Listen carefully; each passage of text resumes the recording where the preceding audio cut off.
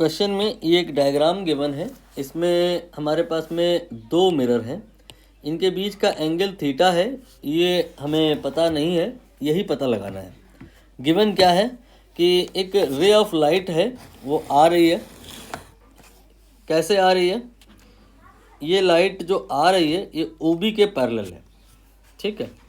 ये जो दो मिरर हैं, इसमें जो हॉरिजॉन्टल वाला मिरर है उसके पैरेलल एक रे ऑफ लाइट आ रही है। ये यहाँ पे टकराएगी, टकराने के बाद रिफ्लेक्ट होगी। ये पहला रिफ्लेक्शन हुआ।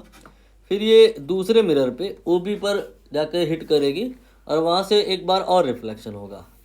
सेकेंड टाइम जब रिफ्लेक्शन होगा तो light according to the question ये जो ओ ए है उसके पैरेलल हो गई है। तो पैरेलल ही आई और पैरेलल ही गई। पैरेलल जब आई तो ओ बी के पैरेलल थी और पैरेलल जब गई तो ओ ए के पैरेलल थी। बताना है थीटा कितना होगा। देखिए यहाँ पर डायग्राम को रिक्रिएट करना होगा, तब बेहतर समझ में आ पाएगा। ये मैंने एक मिरर बनाया ओ बी, ये मैंने एक और मिरर बनाया ओ ए, ठीक। लाइट पैरेलल आ रही है किसके? ओ बी के। अब यहाँ पर ये एंगल कितना होगा? Can you guess? ध्यान दो, यहाँ पर मैं मान के चल रहा हूँ theta here is known. Theta के टर्म्स में आंसर को अभी आप बताइए। इसके लिए आपको ये पता होना चाहिए, आपने प्रीवियस क्लासेस में पढ़ाई की होगी कि अगर दो पैरेलल लाइन हो, एक लाइन क्रॉस करे तो ये एंगल और ये एंगल अल्टरनेट एंगल होते हैं, इसीलिए ये इक्वल होते हैं। तो यहाँ पे ये जो अगर थीटा है तो ये भी कितना होगा? थीटा, ठीक है। अब लाइट आपकी यहाँ पे ओ ए से टकराएगी, मान लेते हैं पॉइंट एम पे आके टकराई। तो टकराने के बाद किधर को जाएगी? कुछ ऐसे। यहाँ पर ये एंगल अब बताओ कितना होगा। शायद आपको बात ना समझ आ रही हो, क्योंकि हो सकता है आपने लॉ ऑफ रिफ्लेक्शन हमसे ना पढ़ा हो दैट टाइम, फिर दिक्कत आ सकती है। ऐसा भी होता है, कैसा कि ये जो लाइट आती है इसका नॉर्मल से जो एंगल होता है और नॉर्मल से जो एंगल होता है, angle of incidence, angle of reflection equal होते हैं। ये तो होता ही है। टुगेदर विद ये भी याद करो आप कि जो आने वाली लाइट होती है इसका एंगल फ्रॉम मिरर और जो जाने वाली लाइट होती है उसका एंगल फ्रॉम मिरर ये भी इक्वल होते हैं। इसे आप ना ग्लैंस एंगल बोल सकते हो। तो ग्लैंसिंग एंगल है theta, glance angle for incidence. If theta then glance angle of reflection. Glance word का मतलब angle not from normal, angle from mirror, ये भी थीटा होगा।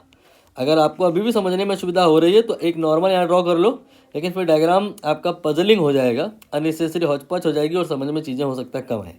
तो यहाँ पे आप लिखोगे 90 माइनस थीटा, ये हो जाएगा एंगल ऑफ इंसिडेंस, तो यही हो जाएगा एंगल ऑफ रिफ्लेक्शन, और ये 90 माइनस थीटा हो जाएगा। तो ये आप टोटल जानते हो 90 होता है, तो ये 90 माइनस थीटा ये करोगे तो आएगा अल्टीमेट वही रिजल्ट, जिससे आपको डायरेक्ट यूज़ करना है कि ग्लैंस में जो एंगल होते हैं वो भी बराबर होते हैं। और नॉर्मल मत ड्रॉ करिए, क्योंकि डायग्राम नहीं तो फिर कन्फ्यूजिंग हो जाएगा, हौच-पौच हो जाएगा। अब यहाँ पर लाइट एन पॉइंट पे हिट करी है और टकरा के वापस हो गई। ये टकरा के आपने जब वापस कराई तो अकॉर्डिंग टू द क्वेश्चन ये लाइट ओ ए के पैरेलल थी।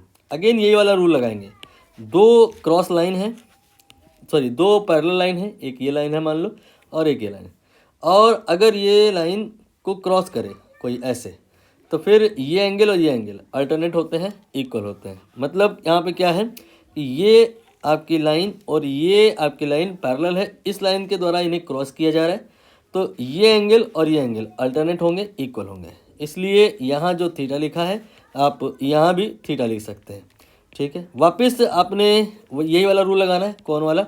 ग्लैंस एंगल इक्वल होते हैं। तो अगर ग्लैंस एंगल रिफ्लेक्शन का थीटा है तो ग्लैंस एंगल इंसिडेंस का ये भी थीटा होगा। एंगल फ्रॉम मिरर इक्वल होंगे थीटा, ये एंगल और ये एंगल इक्वल।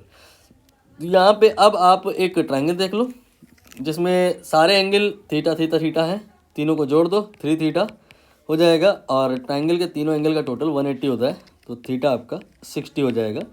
यहाँ पर इक्विलेटरल ट्रायंगल है, ये आंसर आएगा बी वाला, ठीक है। देख ले बी ऑप्शन, ठीक है।